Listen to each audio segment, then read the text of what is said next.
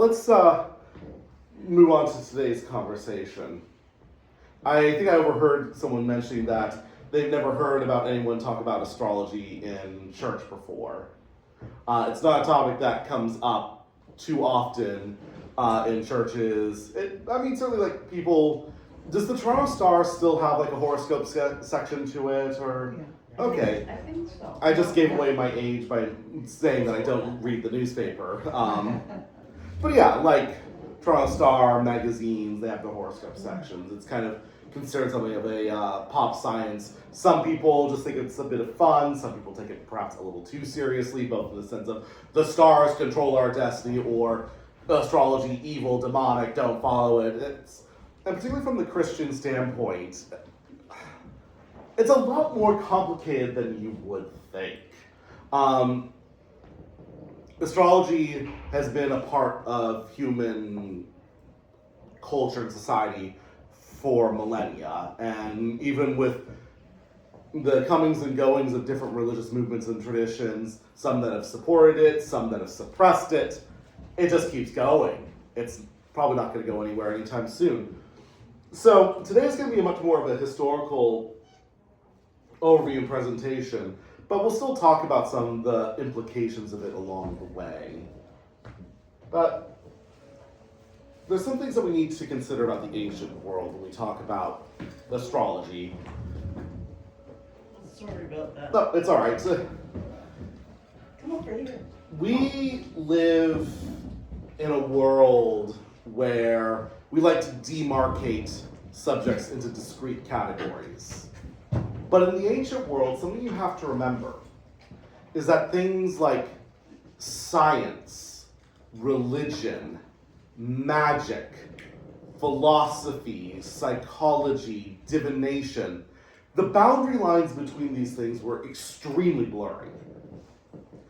In fact, even the distinctions that we have between, say, astronomy and astrology, that they were considered two sides of the same coin within the ancient world.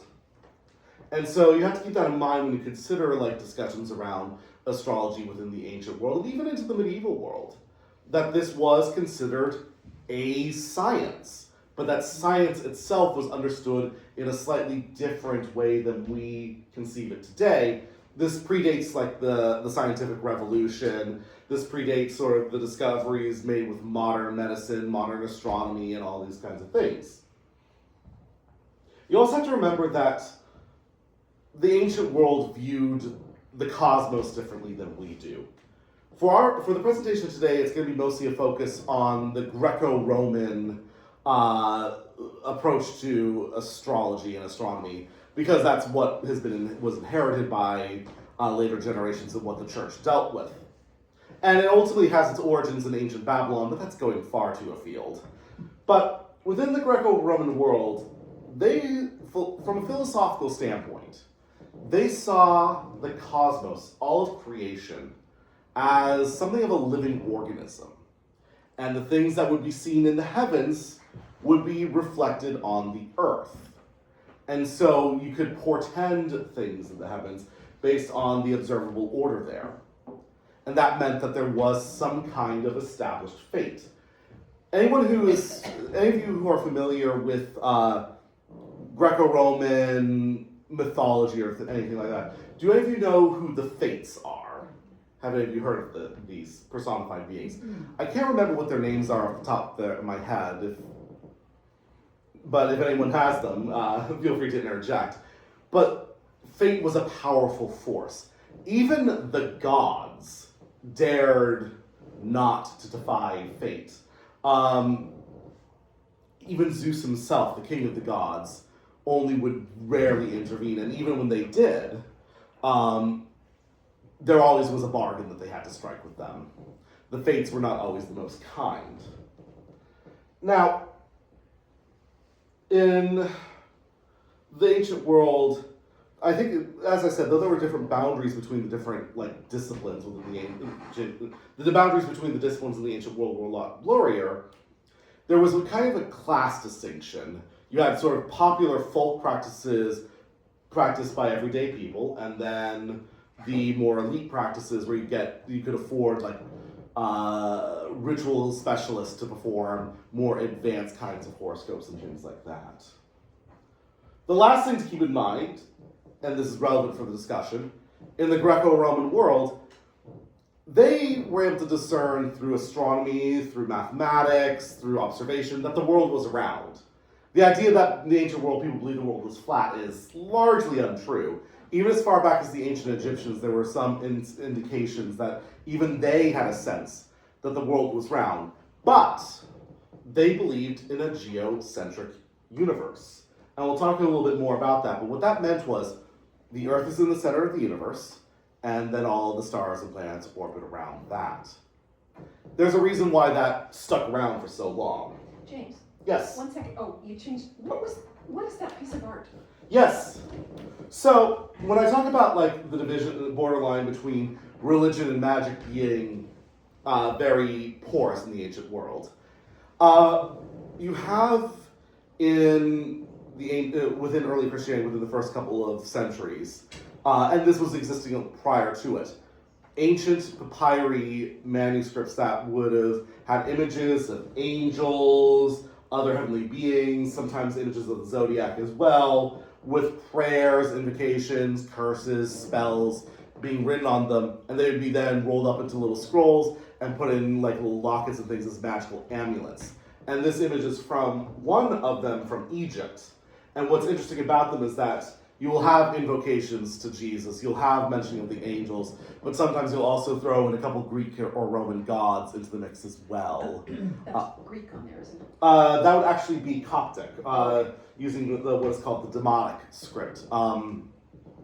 There's a whole field of study on the ancient magical papyri that were found in Egypt. And that'll be a conversation perhaps another time if we want to talk about ancient Christian magic, which will be more of a theoretical discussion, not a practicum. But let's talk a little bit more about ancient astrology. The big difference between, like, say, astrology and astronomy is that astronomy measured the movements of the stars and planets, while astrology interpreted their meanings. Mesopotamian astrology is where we get most of our own astrological traditions from. It comes from ancient Babylon, into the Greeks, into the Romans, into modern day. In ancient Babylon, they used astrology to portend omens for the future, to determine like harvest cycles, fishing cycles, and other natural phenomenon that would be caused by the gods. And Babylonian astrology, as I said, would have a major impact. But astrology, particularly from the Greek perspective, was always an imported science. They always considered that something that came from the East, from Babylon, from Persia. The three wise men in the Bible, or the wise men in the Bible, because it doesn't say there are actually three. When they were being depicted, being said that they were wise men from the East, that was sort of a sign or indicator that they were astrologers or astronomers, that they studied the movements of the stars. And that's why they saw this new star rising and followed it, because that's what they did. And so they were seen as outsiders practicing a different form of knowledge, of science, of religion, but still ultimately being led by a star to the Christ child in the Gospel of Matthew. So when you see listings of like Chaldeans or Persians within particularly the Old Testament, it's often code for astrologers. Any questions so far? Let's keep going. So, I talked a little bit about the geocentric world, but let's build on that within Greek cosmology. And this is where we get the idea of what we consider like the zodiac. The ancient Greeks divided the sky into 12 30-degree zones. And each of those zones would have a particular constellation that was seen as its governing cluster of stars. And as the year went on, at different points of the year, one would rise first before the others. And this could be seen and measured and even then predicted because it was relatively regular from their perspective. you had these signs, and depending on which one would be ascending first, that would be the one that was in dominance. But then you also had the movements of the planets, these so-called wandering stars, whose paths were a little bit more erratic, and they would cross through these houses, if you will, these zones, and they would have an impact on a person's fate. And that's where they would derive their horoscopes. Which sign would be in ascendance, which planets were moving through it, and God forbid a comet shows up and is moving through it, because that screws everything up.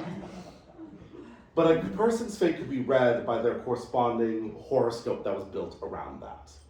And other horoscopes could then be determined based on other movements in the heavens as well, and they'd be used to determine a person's individual fate, to portend good or bad omens in the future, or things like that. Now, there are many practitioners of astronomy and astrology within the ancient Greco-Roman world, but one of the most important figures is a person by the name of Claudius Ptolemy. He was, I believe, Egyptian, and he was the one who, he took a bunch of pre-existing mathematic and scientific observation and created a more unified system for astronomy and astrology. And really, like, his work was how people viewed the cosmos for close to 1,500 years after his life. And the reason for that was that he was a mathematician.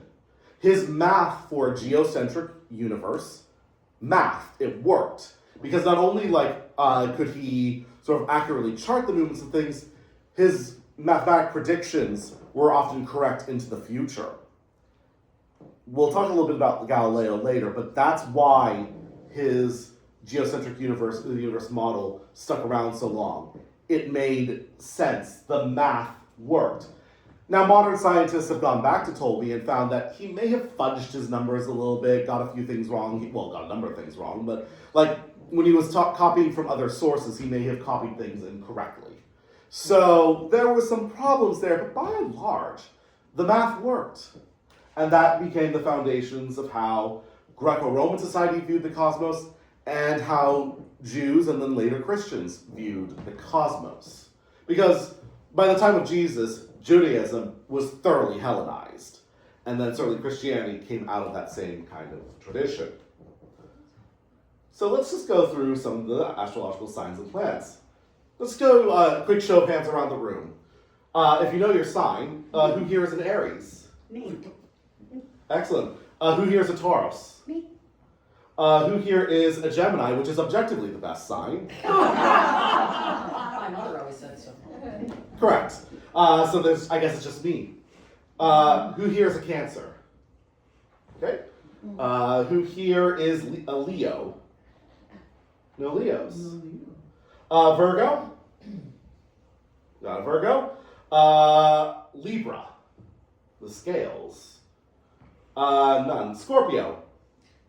My daughter. Got a Scorpio, excellent. Sagittarius. Okay, got a couple of them. Capricorn. Aquarius. All right. Yeah, excellent. And then Pisces. Now, all of your signs here would have been based around ancient observations. As time has gone on, as we know about the universe, the stars have drifted, so probably we might all be different signs if we took it from a modern observation, but that's less fun. But those are the signs. Now, they had both the corresponding constellations, but then they also govern the particular house, the particular 30-degree division within the sky as well. Here are the ancient planets. You had Luna, or the moon. You had Mercury. You had Venus. You had Sol, or the sun. Mars, Jupiter, and Saturn. Some of these we don't consider planets, but in the ancient world, the moon and the sun were considered planets because they were wandering and their paths were a little bit more erratic. But we might be missing a few. What planets are we missing from the list? And don't pay attention then to the nota bene here because that has the answer. The Earth isn't there. Well, yeah, the Earth isn't there because they didn't consider the Earth necessarily a planet. Neptune and Uranus. Those are more recent discoveries. They couldn't see that. Exactly. It was only with the discovery of the modern telescope and advances on that Uranus and Neptune became visible. Uranus, there were some people who could observe it with the naked eye, but it largely was just considered a very faint star. But then in 1781, Uranus was discovered as an actual planet, and then Neptune was discovered later. So that brings us to our 8 planets in the solar system. Pluto is a dwarf planet and not considered among the others. You also have other large asteroid bodies like Ceres, Vesta, Juno, and there's another one in the asteroid belt. But other larger asteroids that are called dwarf planets as well, but they would not have been considered that. So you got your signs, you got your planets. That's the cosmos. But let's talk about astrology within Judaism. You can see here on the left here a mosaic taken from an ancient Jewish synagogue that has the zodiac here. You have all 12 signs with their names written in Hebrew around it. You have the 4 winds. And interestingly, in the center, who do you think this figure is? Can't see it. Oh, okay, if you can't see it. Anyone who is closer to it, any thoughts on who this figure is in the Is center? it Yahweh? Nope. Or you wouldn't have a picture of that, would you? Exactly. Is Yeah. it a face? What are we looking at? It's a face, yes. It's the Greek god Helios. Oh, the sun, of course. Interestingly, that you have, yes, you do not have depictions of God within Judaism, but then you have a depiction of a Greek god here. The Torah has, shall we say, an ambivalent relationship with divination in general. You have prohibitions against it. Prohibitions in Deuteronomy, prohibitions against using spirit mediums. There's the story of King Saul, the witch of Endor, who is more properly a spirit medium who summons the spirit of Samuel back from the dead. But then you have divination practices like casting lots. You have the priest consulting the seeing stones of the Urim and Thummim to discern God's will.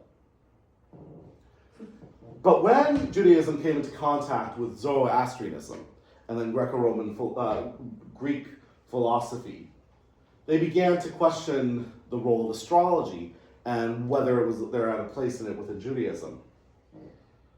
There were rabbis who definitely opposed it, saying that no, we should not be practicing astrology. You have texts like the Book of Jubilees, who depict Abraham having come from the East as being an astrologer himself, but rejecting astrology in favor of God's covenant. So you have that. But you had rabbis who did study astrology, who did practice it. You have one first-century rabbi, Samuel bar Abba, who says, I know the pathways of the heavens as I do the pathways of the Naradia. And then you have another rabbi in the 4th century saying, duration of life, progeny, and subsistence are dependent upon the constellations. And then you have other writers who note parallels between the 12 signs of the zodiac and the 12 tribes of Israel, the 12 sons of Jacob. I've seen different lists corresponding different signs to different suns. There's not a universal pattern, but you still see it. No, but lots of things are in threes, And right? it's convenient, isn't it? Oh yeah, no, 12 is a wonderful number to divide things with. But why was it so used so much? Like, So I think from a sort of an imagery standpoint, you have a perfect circle, 360 degrees. You can then divide it quite cleanly in any even numbers, but 12, you get sort of the 12 hours in the day, sort of being an easy indicator. 12 becomes an easy way to sort of show like a broadness to things, and you get nice little even zones of 30 degrees with it. So it just became sort of that. And again, the zodiac was an easy way to sort of divide that because it was a regular pattern that they saw in the sky. When did we get 12 months? It's not until. It's a more recent development because if you take a look, like September is the month of 7, October 8, November 9, December 10, but those are no longer those months because we stuck in a few others. And then you have depictions of the zodiac in Mediterranean synagogues. while there's condemnation, medieval Judaism and particularly Kabbalah, a more esoteric mystical form of Judaism, still have some astrological practices based on Persian and Hellenistic models. So that gets us ancient Judaism. Any questions beyond that? Yes. How was it used by Christianity? We're going to get there in just a moment. That's our next slide. Yep. Any other questions? And we start with Judaism because it gives us the foundation for the Christian practice. Let's move on then to Christianity. So, to be clear, early Christian leaders, most of them, were almost universally opposed to astrology. The reason being was that, and this came from figures like Clement of Alexandria, Gregory of Nyssa, John Chrysostom, Ambrose, and Augustine, they were opposed almost entirely to the idea of fate, that it took away the possibility of human free will. If we are bound by fate, then how can we truly be saved? How can we truly accept the sacraments of the church? How can the sacraments even work if we are bound up in faith? So they were opposed to it on the grounds of free will. Now, there were some, and that was sort of the mainstream view, but there were some Christian authors who took a more open approach to it. You had writers like Ignatius of Antioch and Tertullian arguing who said that astrologers once upon a time could predict the stars. The stars had power over human fate, but because of the coming of Christ and his victory over the powers of sin and death, that knowledge and science has no longer affected us, that through baptism and through Christ's sacrifice at the cross, we are now free from fate and determinism. So these authors said it worked once, but doesn't work anymore. But then you had, and astrology also came under attack because it was seen as being too close to other heretical or rival religious movements, such as Gnosticism or Manichaeanism, two religious movements that had relations to Christianity that were really pro-determinism. And then you had a couple councils and doctrinal proclamations that outright banned first clergy, primarily clergy, but by extension laity as well, prohibitions on practicing astrology at all. And once Christianity became the state religion of the Roman Empire, you went from church law to civil law to try to suppress it. So largely condemned. But it didn't stop it. You had some allowances, and I put a question mark there for it, since it was still, even those that were okay with it were like kind of hedging their bets about it.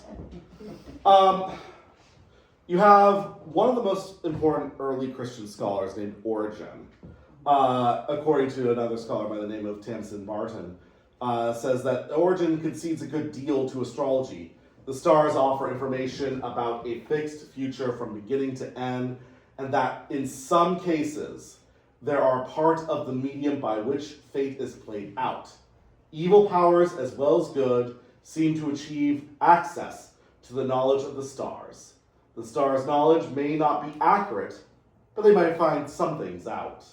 Meaning that you can look to the stars to maybe get some information. It's not the best source of information, but it's there. It's there. You can look for certain things. Another writer by the name of Bar Dyson had this idea of soul descent, where he wrote that matters of salvation were tied to free will. But everything else in life, whether you are rich or poor, whether you'll get married or not, these other kinds of things, you could perhaps look at the stars for that. And what he believed happened was that when our souls descend from heaven to earth, so that at the moment of our birth, we pass through the heavens. We pass through particular houses in the cosmos, the houses of the zodiac. We pass by certain planets, and the house and the planets will have impact on our souls, and that will impact the less important things of life.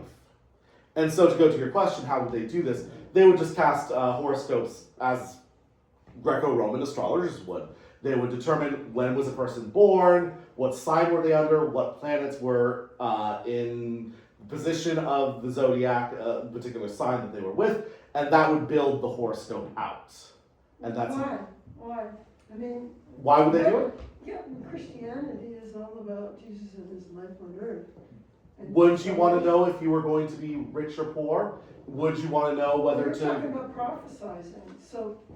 But people did want to know, and that's why it continued to be practiced, because people were looking for any kind of additional information as to whether or not they would be rich or poor in life, whether or not to do this business deal or that business deal, whether to plant this crop at this time or this crop at another time. Like, these are larger questions that we today have a greater sense of information about harvest cycles, about fishing cycles, about a long-term economic forecasting that the ancient world simply didn't have. And so they were using the tools that they saw available to them to determine the answers to those questions. We don't use astrology too much. Well, most of us probably don't use astrology too much anymore. But back in the ancient world, this was considered a legitimate science. I can see that, yeah. And that's why it was used. And that's why even when the church tried to prohibit it, people still looked to it. Well, people are always looking for hope. I mean, why is this happening? And I would think right now, with the goings on in the world, and you know where, to the south, I would think astrology might be quite interesting. There is actually a certain comfort in the idea of fate, perhaps. Yes, yeah. Because, and this, we're going, like, to not to get us too far afield, but when you get to figures like John Calvin, who is very, like, gung-ho predestination, there's actually a certain comfort to it. Because Martin Luther, his big anxiety was, how do I know that I'm saved? How can I demonstrate that I'm saved? I keep doing all this good stuff. How do I know I'm saved?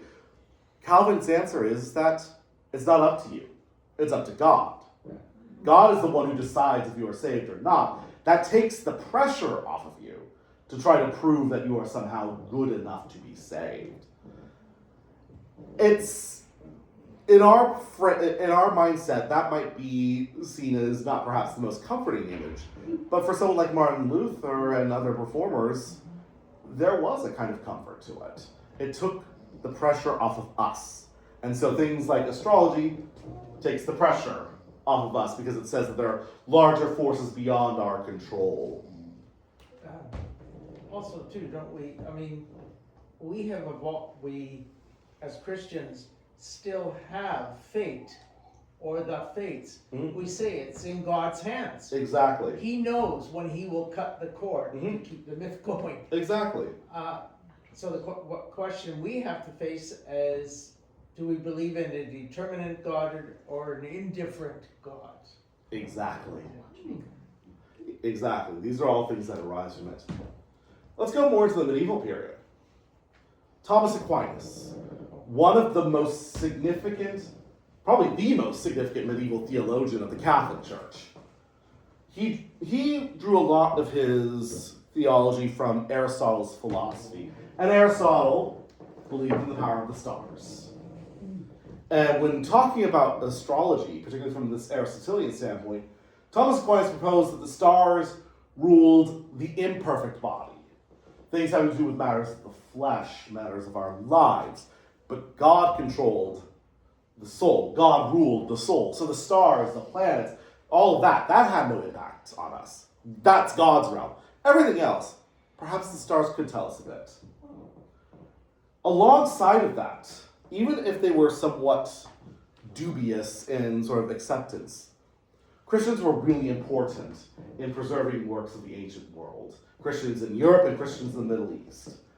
And so they kept copying works from like Ptolemy and other Greco-Roman philosophers and scientists, including astrology. And that's how these things kept going in some respects, is that the monks kept copying them to preserve them. And while you have certainly a whole history of this copying happening in Europe, you have out in the Middle East with Christian and Muslim and Jewish scholars doing the same kind of work, and you have in the Middle East its own growing tradition of astrology within the Muslim context. We're not going to talk so much about that here, but while it's happening in Christianity, it's happening in Islam as well. And of course, it's happening in other places like India and China, and even like in the Western Hemisphere, Mesoamerica developed its own traditions of astrology. It keeps going.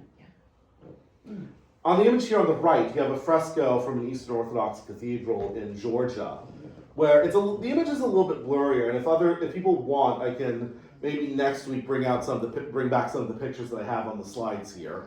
But here's a fresco where you have, once again, the image of the zodiac here around the edges. You have the image of the 12 apostles here, and then in the center you have Christ. This is from the 17th century in the country of Georgia. So you have Christians using the zodiac in imagery. We have another image I'll show you later of something similar that's a little closer to home. But if it's in Georgia, that's the eastern branch? Yes. Would you say that the eastern branch was clung to the notion of astrology? Okay. No.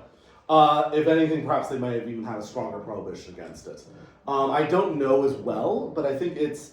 and also you have to bear in mind that, like, the Eastern Christian tradition, while it had a complicated history with the West, never stopped being in dialogue with it. The country of Georgia was tied into other European countries as well. It was far away, don't mistake me. Like, if you were living in medieval Spain, you wouldn't be like, I'm just going to take a trip to Georgia.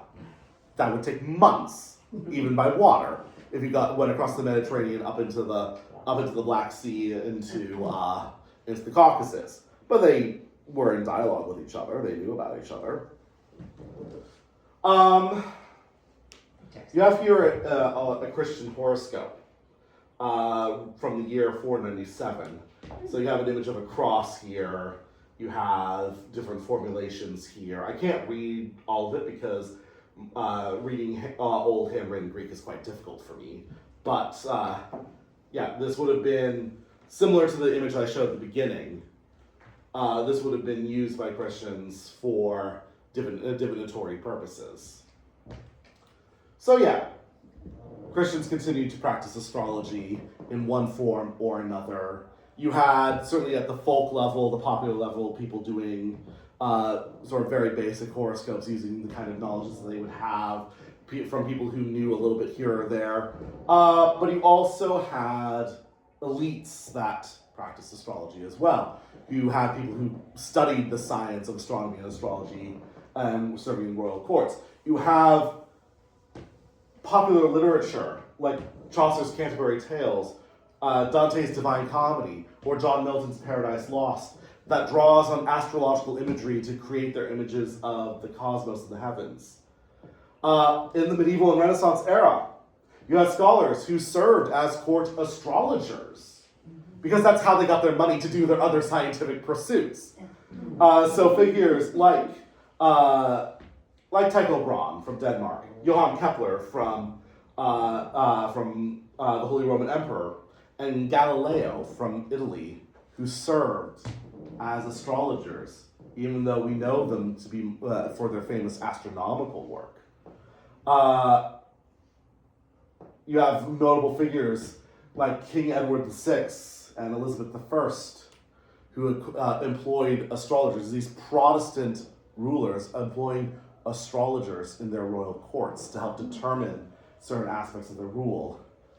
The famous John Nostradamus served in the court of Catherine de' Medici in France for similar purposes. It kept going, and even in the top circles, even in some very reformed circles of places like England and Denmark. It never went away. And even as you have the transition from astrology from science to pseudoscience, it keeps going. You have here, it's an incomplete zodiac, but here in Cambridge, Ontario, in the Central Presbyterian Church, you have a stained glass window here, the rose window, that has 8 out of the 12 zodiacs surrounding it as well. It continues to be a kind of iconography. I only see 8, yeah. I don't have a good answer. I tried to find an answer, but I didn't find it. So your guess is as good as mine. They couldn't afford the other four. Presbyterians.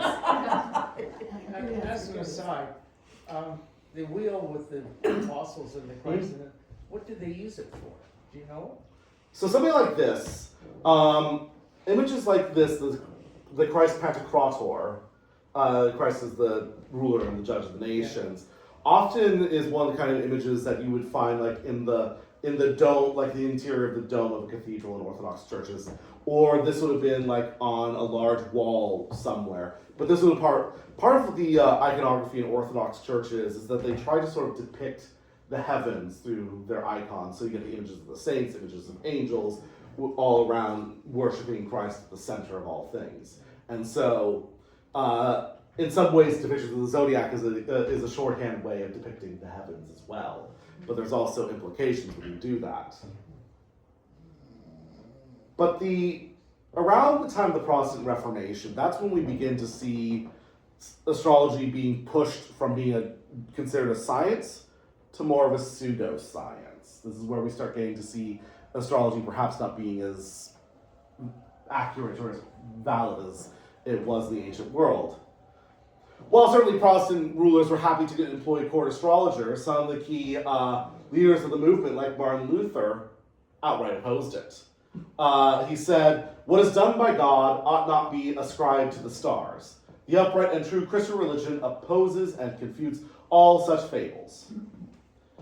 Though Edward VI and Elizabeth I had court astrologers, James I or James VI of Scotland, who wrote sort of the handbook on witch hunting, said that astrology was demonic, and he tried to suppress the practice in England.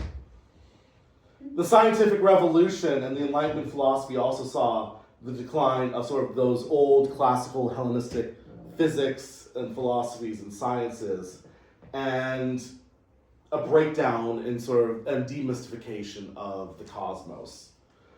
Keith Thomas writes, "The world could no longer be envisioned as a compact interlocking organism. It was now a mechanism of infinite dimensions from which the hierarchical subordination of the earth to the heavens had irrefutably disappeared."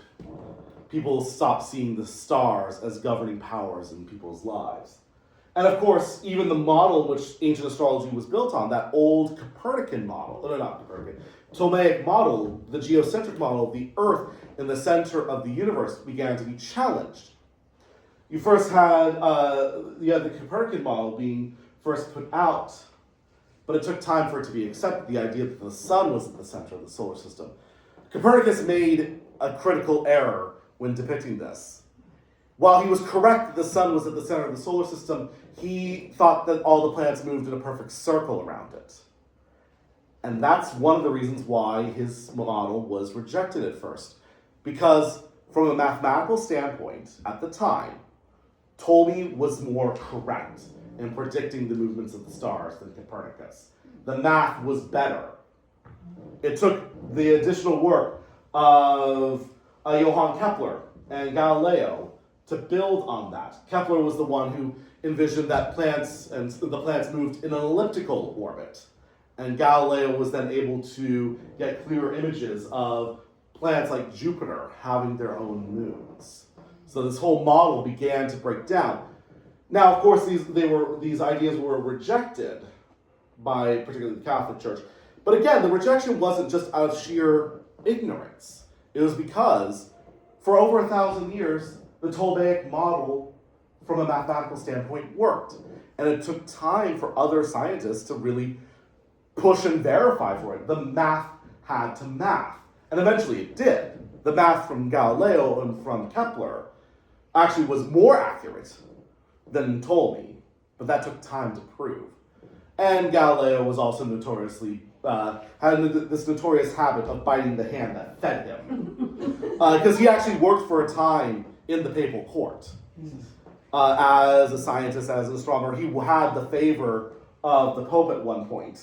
But then he depicted the Pope as being a bit of an ignorant fool in, not directly the Pope, but a person sort of presenting himself as the Pope, as an ignorant fool in one of his works, and that's what got him in hot water in the end.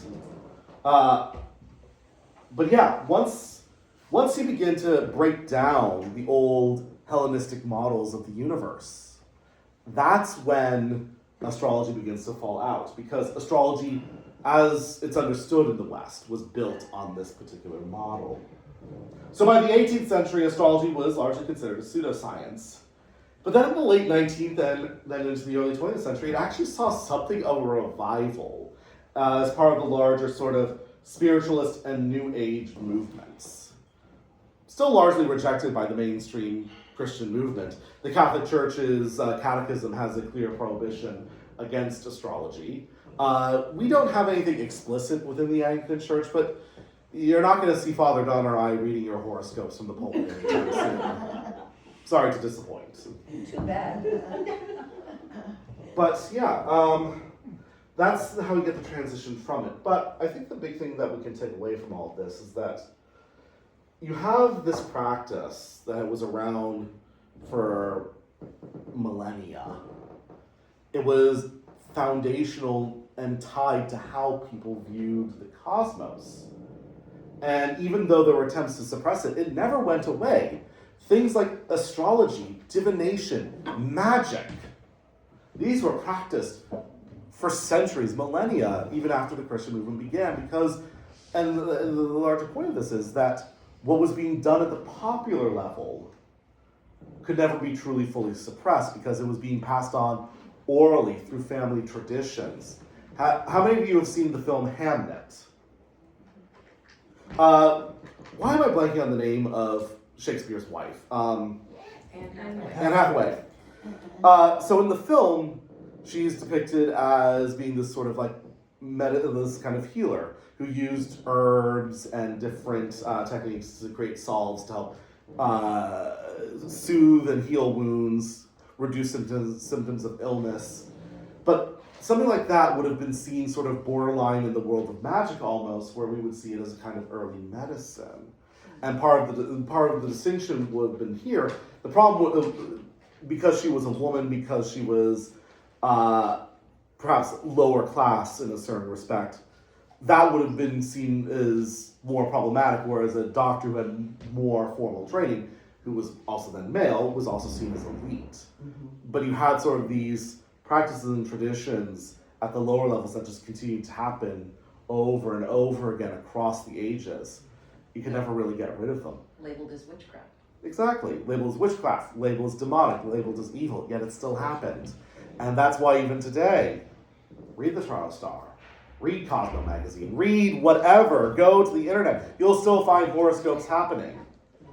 Like I said, a lot of these things are no longer particularly accurate. The stars have moved. I think I read somewhere that if we were to actually track the stars properly today, I would be a Taurus rather than a Gemini, but that's because things move. The stars move in ways. We have a larger universe than they had in the ancient world, and we know more. And yet, astrology still persists. Modern astrology, even as a pseudoscience, has now incorporated Uranus and Neptune into their models. You have a 13th zodiac sign, Orpheus, the snake handler, who gets incorporated into some zodiac models. It's still around. It still exists. Does it have perhaps power? That's not for me to say. I don't know how I may understand how the stars move, but I don't understand the deeper mysteries of the cosmos. I'm just a priest at the end of the day. Any questions? Bravo. All right, so thank you all. As I said, next week, no Christian Ed, and no Christian Ed on Easter Sunday. We'll have something the Sunday after. I don't know what yet, but we'll see. We'll see what